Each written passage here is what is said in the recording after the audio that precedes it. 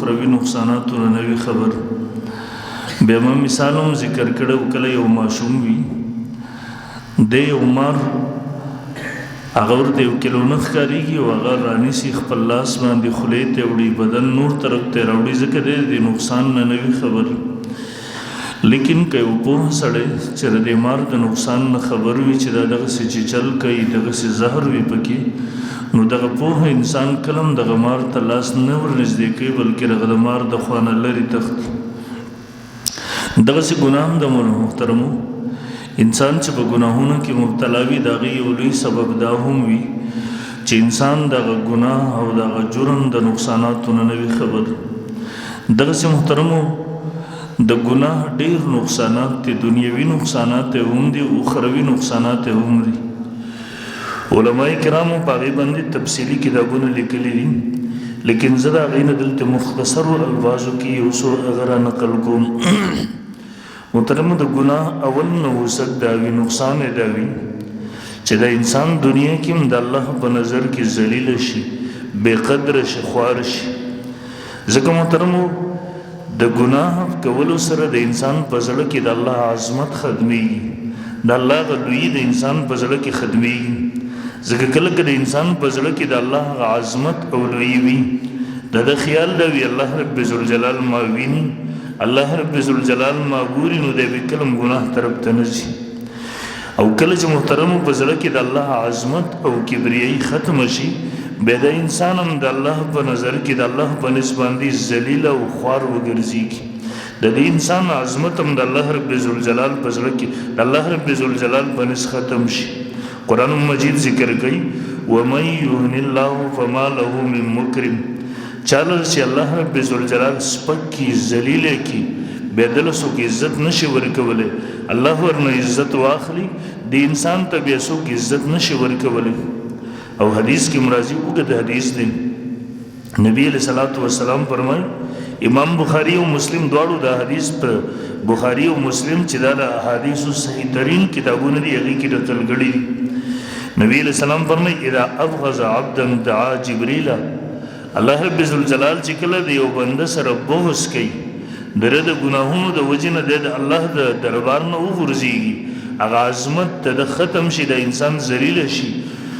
نو الله د دغه بنده سره بغض کوي. او کله چې الله بغض کول غواړي نو جبریل راوغواړي فیقول انی ابغض فلانا فابغضه، جبریل زه د پلانکي بنده سره بغض کوم د ده د ګناهونو د وجې نه تم ورسره بغض کوه. قال فيبغضه جبريل ثم ينادي في أهل السماء إن الله يبغض فلانا فأبغضه. جبريل د دې سړي سره بغض شروع کی، به جبريل په اسمان کې اعلان وکړي د دې پلان کې سره الله رب ذوالجلال بغض کوي، تاسو هم د سره بغض وکړي. قال فيبغضونه، به د سره بغض شروع شي، اسمانونو فرشتي د انسان سره بغض کوي، د انسان بیا د فرشتو په نظر کې مبغوض ترین او ذلیل بندوي. او بیا د هغې نه پس ثم توزع له البغضاء فی الارض، بیا د دا بغض دنیا کې د نیکانو خلکو په زړونو کې کېښودلی شي، اسمانونو والا هم بغض شروع کړي، ځمکې کې چې کوم نیکان انسانان دي دا هم د دې بنده سره بغض شروع کړي. دغه وجه ده د انسان بیا د نیکانو خلکو په نظر کې ذلیله ګرځېږي، منحوس ښکارېږي، دا اول نقصان شي. ابو درداء رضی الله عنه یو لوی جنگ مشو قبرس دا فتح شو، د یو ځای کې ناست و جړلی، انتهایی پریشان او خفه و. د ده نه جبیر رضی الله عنه تپوس کې ابو درداء نن خو د مسلمانانو د خوشحالۍ ورځ د اسلام ته الله فتح ورکړه، مسلمانانو ته الله فتح ورکړه، پکار ده چې ته خوشحاله شې، ته خفه ولې ته جړا په څه باندې کې؟ هغه ورته جواب ورکوي او عجیبه الفاظ ورته وفرمیل، ویل کله چې یو قوم د الله حکم ځای کې نو هغه د الله په نسبت باندې ذلیل او بې قدره شي. یو انسان د الله حکم ځای کې د الله حکم د خپو د لاندې په ایمان کې د الله حکم باندې عمل ونه کړي ویې نه بري، الله د انسان ذلیل کی، د الله د نظر نه د انسان وغورځېږي دی ذلیل شي. بیا ورته وفرمیل وګوره دا قبرس والا کوم علاقه چې فتح شوې وه، ویل ته ګورې نه د خلکو د الله حکم ونه منو، ایمان را نه وړو، الله حکومت ورکړی و، الله طاقت ورکړی و، الله وسایل او اسباب ورکړي و، لیکن د الله حکم چې ونه منو دیو ذلیل شو، نن ورنه الله حکومت هم واپس واغستو. او حضرت عائشہ رضی الله تعالی حضرت معاویه رضی الله تعالی ته خط لیکلو په د خپل خط کې ورته لیکلو ویل کله چې بنده د الله حکم نه مني نو هغه دومره بے قدر شي چې دغه تعریف کوونکي هم دشمنان شي الټه د حج مذمت شروع کی در دې اثرات ور دي ګناه د الله د حکم نه منلو چې کوم د ملګری وو دغه په زړونو کې در پر عظمت او قدر او هغه قدر په ذلت سره بدل شي ور د سره بوس پیدا شي هغه جبرئیل اعلان نو مومنین ورته فرمایل د پسړه کې هغه د تعریف هغه په مذمت باندې بدل شي او حضرت مجاهد رحم الله فرمایي وای ما دا محسوس کړی د کله چې د الله یو حکم مان پاتې شي چې هغه زه ورم ولزر هغه اثرات په خپل خزو بچو کې محسوس ماوي کې نه فرمانی شروع شي زدلته د الله حکم ونه منم دا غي به قدرې وشي زمانہ التراغی اثرات زما په بچو کې ما د خیارش یل ته زما د حکم نه منل شروع شي د دې وجه محترم اول نقصان دا بنده د الله په نظر کې دا بے قدر شي دا ذلیل شي د عزت ختم شي د دنیوي نقصان او دویم نقصان دی د بندګانو په ګناهونو سره پزمکه کې فساد پیدا کیږي پزمکه کې آفتونه راځي مصیبتونه راځي او په دغه مصیبتونو آفتونو کې صرف انسانان نه د جناور سره شریک شي هغه د ګناهونو هغه نحوستونه وي ته منتقل شي الله هم دغه مضمون ذکر کوي ظهر الفساد فی البر والبحر بما کسبت ایدی الناس او انسانانو ستاسو ر دي ګناهونو ستاسو ر دي اعمالو د وجنه په وچو لمده کې فساد خور شو مفسرین لیکي دا فساد څه څه دی د دې فساد نه مراد قحطونه ای بندګانو باندې قحطونه راشي وبای امراض راشي اور لګیدل ورنه مراد دي طوفانونه راتلل شروع شي په وبو کې غرقېدل شروع شي برکات ور سره ختم شي د الله د طرف نه عذابونه راشي بندګان ګناهونه شروع کی د هغه بندګانو د ګناهونو په بدل کې د الله د طرف نه دغه قسم مصیبتونه راشي او دویم ځای الله د مضمون ذکر کوي وما اصابکم من مصیبه فبما کسبت ایدیکم ويعفو عن کثیر دا کم مصیبتونه چې تاسو ته رسیږي کم مصیبتونه راځي دا تاسو د عملونو نتیجه ده ويعفو عن کثیر الله د ډیرو نه عفو کوي ورنه کدا هر عمل سزا الله دنیا کې را لېګلې نخین وکړه مخرز مکه بدار څخه ختم شي او روایتو کې راځي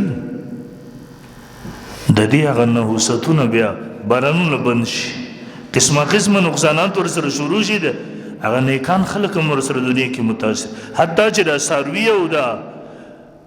بیجا دا بے زمانه زناور دم ور سره متاثر شي په دې ګناه کې نو دا دویم ګناه وي او کله یو خو انفرادي مصیبتونه په انسان باندې راځي نو دا انفرادي مصیبت او مشکل دا کله کله بندر لپاره رفع د درجات او امتحان هم ور باندې هر وخت دغه مصیبت نه وي عمومي عذابونه چې راځي دا د الله تر طرف نه عذاب مصیبت او علماء په دې باندې به مستقل لیکل کړي دا وسنګ پته لګي چیرې د انفرادي تکلیف په ما باندې راغله دي دا عذاب دی که یره د امتحان دی د الله طرف نه نو حکیم الامت مولانا شبالی تانوی ابراهیم الله فرمایي کله چې بنده په د تکلیف کې د الله نه شکر شروع کی نورم په ګناه کې ورننه وځي د به صبر شروع کی دا دلیل د دې خبرې چې د دې خبرې دی چې په دې بنده باندې عذاب دی د الله تر طرف او کله کله به د تکلیف کې بنده د الله طرف ته رجوع کی د توبه واسي بری کی د الله طرف د توجه کی د صبر کوي په خله باندې صبر او د شکر کې لیواندوي دا د بنده باندې د الله د طرف نه امتحان دی دا اوس د درجات او اوچته او د ګناهونو د معافی ذریعہ ګرځي کی نو اجتماعي عذابونه چې راځي د بندګانو د ګناهونو وجوي ظهر الفساد فی البر والبحر بما کسبت ايدي الناس او درې محترم په د ګناه سره د بندر زړونو د اطمینان ختمي کی اطمینان ختم شي سکون لاړ شي ختم شي بېچینی راشي په انسان اسباب ور سره ډیر وي لیکن په دغه سره د روحاني چین او سکون ناراضي ومن اعرض عن ذکری فان له معيشه ضنكا الله فرمایي کله چې د بنده نافرمانی شروع کی زما د کتاب نه زما د یاد نه مخ وګرځي نو دا ژوند کې لړنواله او تنواله راشي ډېر د سره اسباب وي لیکن اطمینان ورته بدل کې نه ملاويږي زړونو سکون او اطمینان ختم شي پسله کې یو وحشت او ورختایي محبت ختم شي د نیکانو خلکو په صحبت باندې بیا د تنګيږي نیک اعمالو کې ځل نه لګيږي چرته قرآن او سنت دغه سي مجالس بدی کې د روح تنګي چې اوس کله ورته جنو پاسي دا د دل او هم دغه مضمون نبی صلی الله علیه وسلم په خپل حدیث کې بیان کړ ان المؤمن اذا اذنب ذنبا مؤمن چې کله یو ګناه وکړي نو كانت نقطه سوداء في قلبي د په داسله باندې یو تور ټاکه ولګيږي دا بنده کو اس فورن توبه وباسي دا تور ټاکه ختم شر دین سباش لیکن کدی دا توبه نو ونو بس و ان زادت حتى یغلف بها قلبه کدا بنده توبه ونه باسي نورم په ګناهونو کې مسل بیا ټاکه زیاتیږي بل ټاکه ولګي تر دې پوری چې را بنده فزا د بزړه مکمل تور شي فذلک الران الذي ذکر الله فی کتابه کلا بل ران علی قلوبهم ما كانوا یکسبون نبی علیہ السلام فرمایل قران مجید کې چې کم زنګ ذکر شوی چې د بندګانو په ظلم باندې زنګ راځي تورواله پر راځي هغه نم دغه مراد او دې اثرات بیا داوی د بنده حالات داوی د مؤمن کله چې د ګناہوں کې ډېر زیات پریشان وي دا سو شو کله چې د نیکی وکي په دې نیکی سره د خوشحالي محسوسيږي لیکن محترم زړه چې کله تور شي به دې انسان ته په ګناه باندې سم ندامت نه محسوسي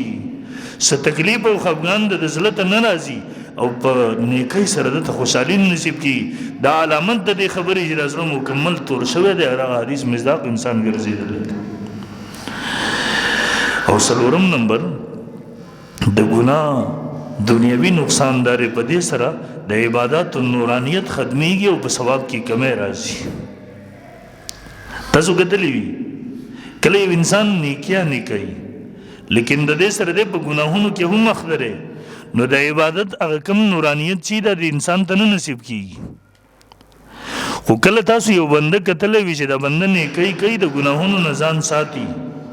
نو په دغه صورت کې د باندې په مخ باندې رڼا راشي او د دنیا یو ولی الله جوړ شي مونږ تاسو منځونم کو مونږ روزیم نیسو مونږ زکات هم ورکو مونږ حجونم کو تاسو کتلې مونږ ته هغه نورانیت نه نصیب کیږي ورنه په دې اعمالو سره انسان د الله نزدېکت ورته نصیب کیږي په دې سره انسان ولی الله ګرځيږي وجه سره محترمو مونږ یو طرف ته کې نیکی کوي بل طرف ته ګناهونو کې مبتلا یو تاسو کتلې وی کله یو لوخه وی لوخه دې کې سورې وی دا سړی وبو ته یې د پاسه دا وبو اس کډيري تیزی مر رواني غلاندې سورې ده د پاس نه وبره رواني دي غلاندې وزیر رواني دي دې کې وبنه جمع کیږي دغه یو بل لو خیر چې دا روغ ده دې کې معمولی وبې راځي لیکن یو ځل بدالو خډک شي دغه انسان د خپل ضرب چې د ګناهونو نه بند کی دا لګ عملم د نیکی کوي په دغه نیکو سره غ نورانیت هغه تقوا بده کې راضي د الله نه نزدېکت ورته نصیب کیږي د انسان بول الله وګرځي او کله د ګناهونو نه ځان رامني کی هدي وجنه محترمون سلورم دا چې هغه نورانیت ور سره خدمتږي او امام مالک رحم الله امام شافعي رحم الله ته وصیت کول اني ارى الله تعالی قد القى على قلبك نورا فلا تفتئه بظلمه المعصيه امام شافعي ته وایي وی زویرم چې ستا په زړه کې الله یو نورانیت اچولې ده علم یې در اچولې خو هغه ته بیا وصیت کوي دا د ګناه په تورواله سره دا نورانیت مخ ختمو دارانه موجود او امام شافعي رحم الله فرمایي نو د امام مالک رحم الله دغه وصیت چې په دې باندې ما عمل وکړو یقینا هغه نورانیت پاتې شو او پنځم نمبر محترمو په ګناه سره پنځم دنیوي نقصان دا وی چې انسان د الله د لعنت مستحق ګرځي ګوره په دا ګناه سره د الله لعنت په بنده باندې راځي د پرشتو لعنت په باندې حتی چې د بے زبان زناورو لعنت په انسان باندې راځي ډیر ګناهونه دغه سي نبی رسول الله والسلام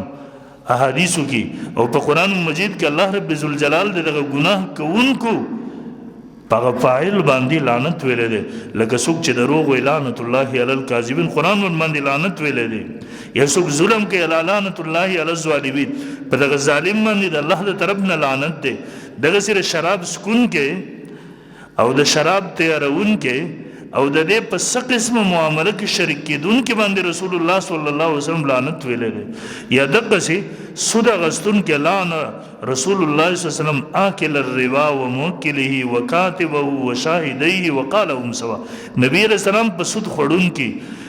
نبی علیہ الصلوۃ والسلام په سود ورکون کې، سود غستون سود خورون کې، بل باندې خورون کې، د دې سود باندې گواه جوړیدون کې، د دې سود په څه قسم لین دین کې شریک کېدون کې په دا ټول باندې رسول الله لعنت ویلې دي او فرمایل دا ټول بل ګناه کې شریک دي. یا دغه سي لعن رسول الله صم الراشي والمرتشي، رشوت غستون کې ورکون کې دواړو باندې رسول الله صلی الله علیه وسلم لعنت ویلې ده. یا دغه سي نبی علیہ السلام لعن رسول الله صلی الله علیه وسلم المتشبهين من الرجال بالنساء والمتشبهات من النساء. نبی علیہ السلام باغ سړو لعنت ویلې ده چې هغه خزو مشابهت اختیاري، باغ خزو باندې لعنت ویلې ده چې هغه سړو مشابهت اختیاري. یعنی دغه سي هغه ډیر ګناهونه دي چې باغ د الله د طرف نم لعنت او د رسول الله صلی الله علیه وسلم د طرف نم لعنت راغله دي. دی وجه محترمو په دا ګناه چې انسان کله سوچ کوي چې هرګه زه ګناه وکم، زه په دې ګناه سره د الله د لعنت، د رسول الله د لعنت، د فرشتو د لعنت مستحق ګرځېږم. او امام مجاهد رحم الله فرمایي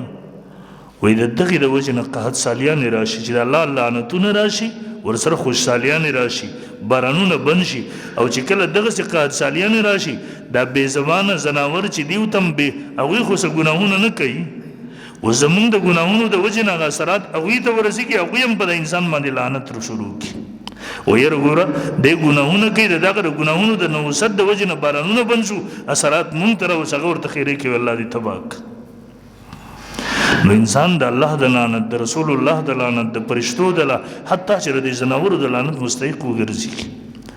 زګه خبر شم یاره پلان کې د دې عمل له وجې نه په ما خلک لعنت وایي، زه بیا دغه عمل نه ځان ساتم. نو چې کله د ګناه په وخت کې بنده دې خبرې ته سوچ وکړي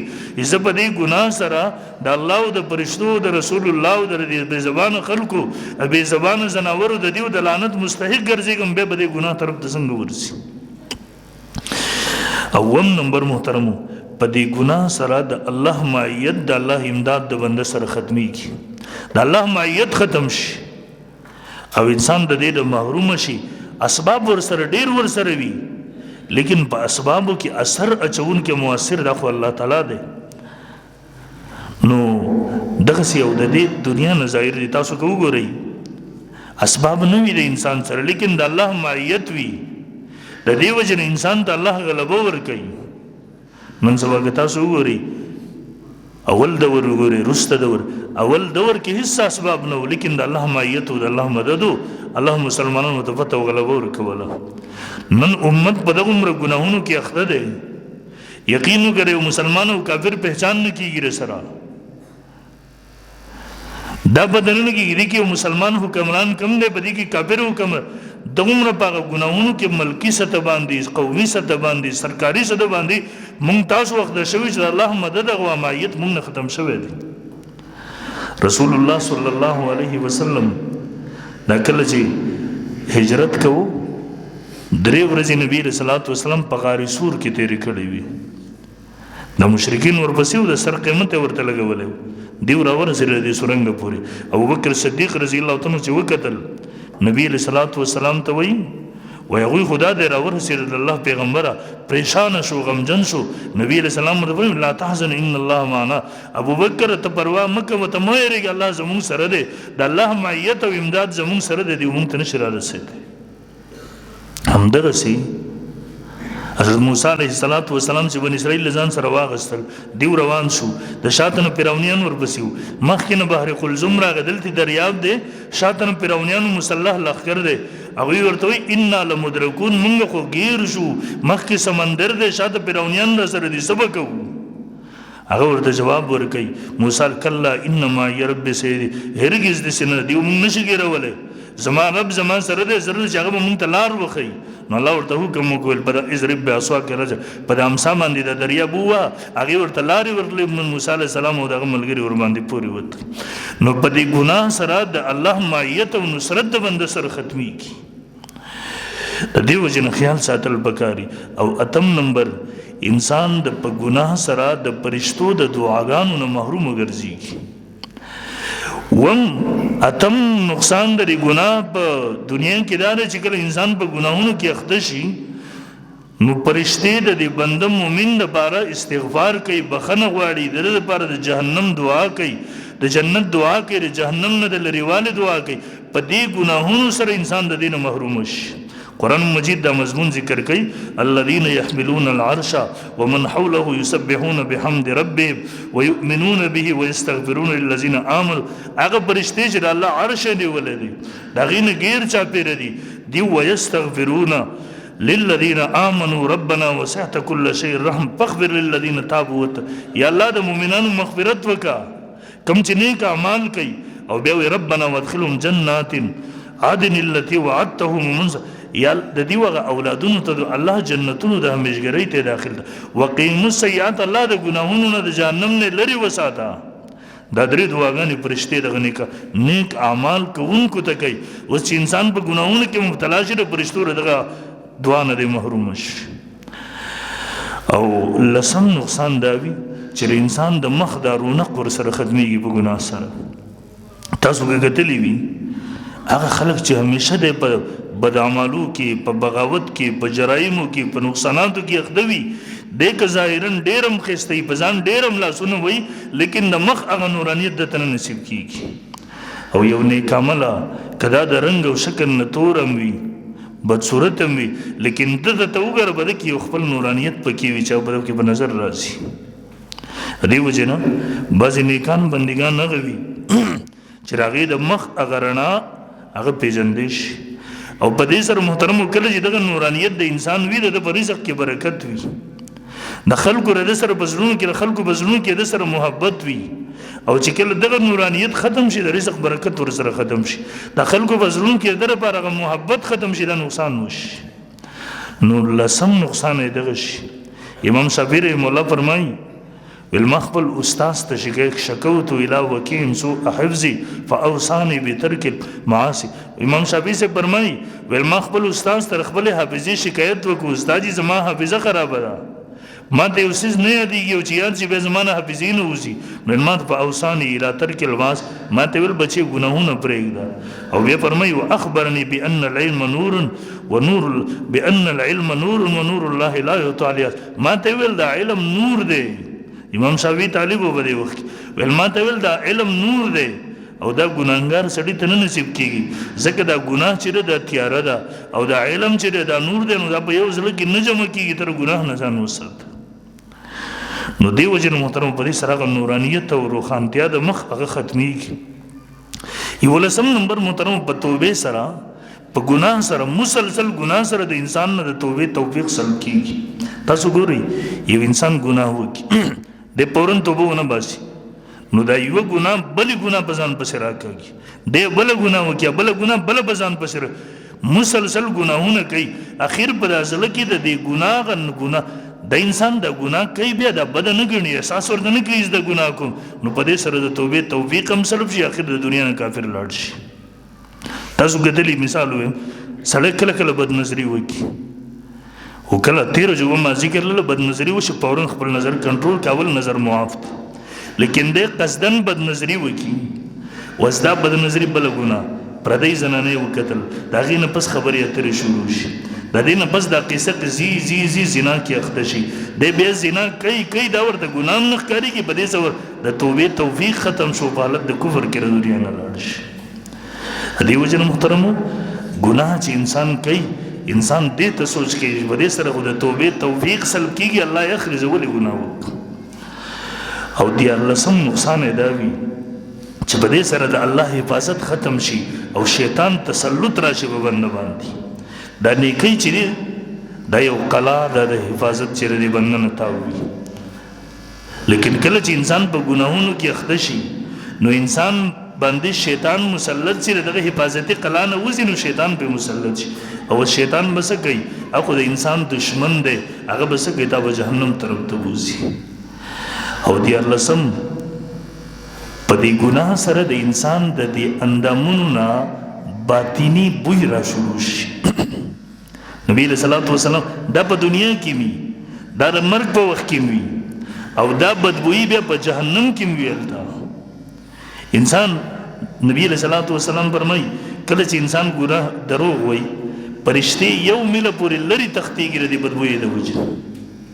حضرت خالد بن ولید رضی الله عنه ته یو کافر راغی خبره ورته کوله. خالد بن ولید رضی الله عنه ورته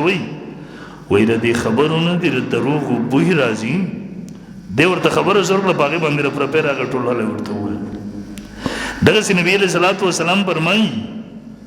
کله چې د انسان ته ملک الموت راشي د روح قبض کوي د سره پرشتي ور سره د انسان د اندامونو بوی کوي. نو که په دې اندامونو باندې بد عملونه کړي د دین بدبوئی راځي. دې بدبوئی چې کله راشي د پرشتي بد باندې رزن کړن په وخت کې شروع شي یضربون وجوههم وادبارهم وذوقوا عذاب النار. د انسان وهي د توي اوس د عذاب سره مخامخ شي. او حدیث کې راځي التب په جهنم کې دغه اندامونه چې په کوم باندې ګناه کړي د دې بدبوئی برازي د بدبویان به جنتیان محسوس کې دی وو یره دا رسه بدبوئی. مثلا حدیث کې راځي ان الناس ترسل عليهم يوم القيامه ريح منتنه حتى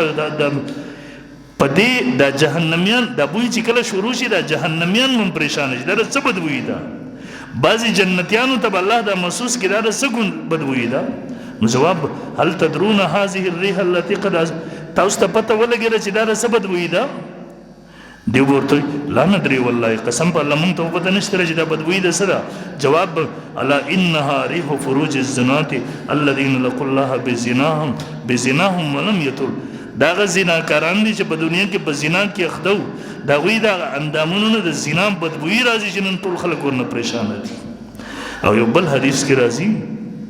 زناکار سړی او خزي دیو په جهنم کې نو بوی بشورو کې دیو دا شرمګونه یؤذي اهل النار ريح فروجي.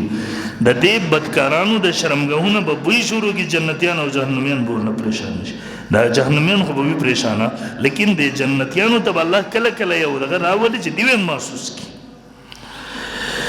او دغه د ګناه نقصانات بعضی اهل الله ته دنیا کې الله ور محسوسي. عثمان غنی رضی الله عنه ته یو کس راغی بلار خپل نظر غلط استعمال کړو. مغو په ما بال اقوام يترشح الزنا من ايره سشوی دي خلکو لرا چې راوی د سترګونو د زنا بدبوئی راځي کله کله دنیا کې نیکانو خلکو ته الله د غور محسوس کی. دی وجه امام منیف رحم الله بارک راځي یو کس او دس کو د وګره رواني امام منیف رحم الله نو محسوس کړل الله ورخو دل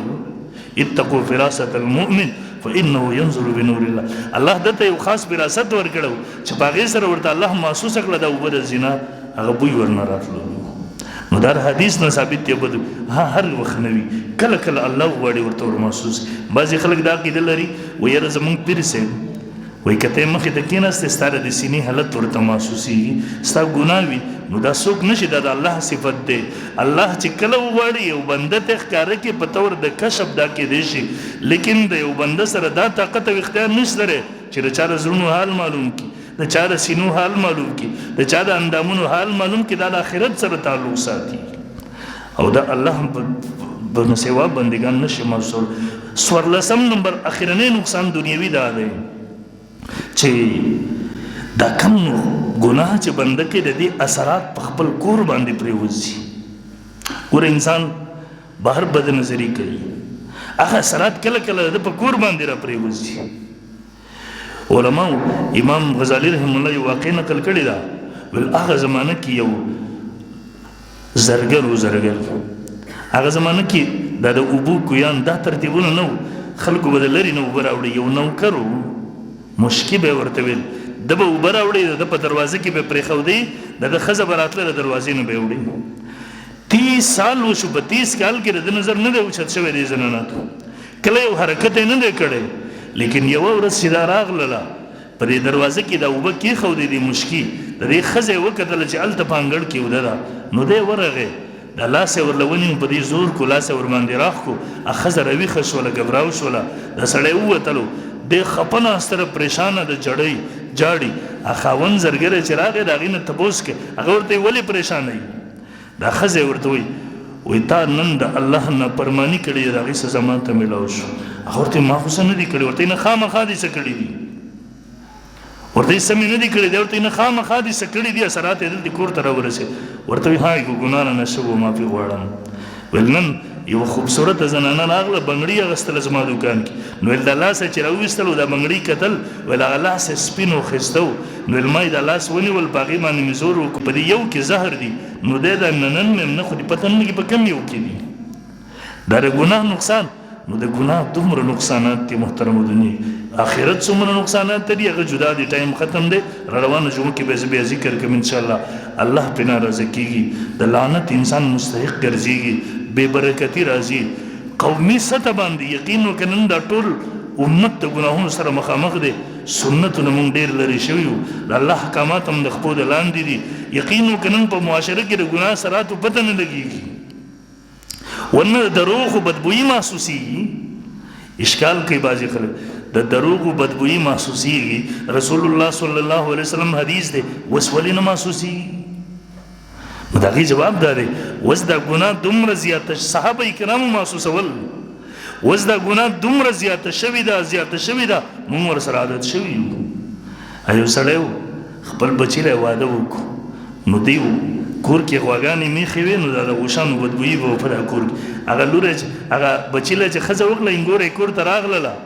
ډېره موده پسې د خپلې خواښې سره جنګ و شر یې ورسره نو پیغور یې ورته ورکوو ویل ستا کور ته چې زه راغلم ستا کور کې دا بدبویي جوړه وه زما په سر به درد و ستا کور ما د هغه بدبویۍ نه پاک کو بیا زما احسان نه مني نو کور خو ورله نه و پاک کړی خو دا په خپل اول عادت نه و په سر به یې درد و بیا ورسره عادت شو نو هغه بدبویي په دې ته نه محسوسې دقسې محترمو دا ګناه په ګناهونو کې دومره ور ډوبه شوې ده یقین وکړه احساس د سره نه کېږي نو چې محترم مونږ تاسو د وسم دا بعضې ګناهونه څه خیر هم پکې نه وي مونږ چې کینو د یو بل غیبت کوو چغلي کوو څه به وشي په دې سره ته الټه خپل ځان او دا لوی ګناهونه دي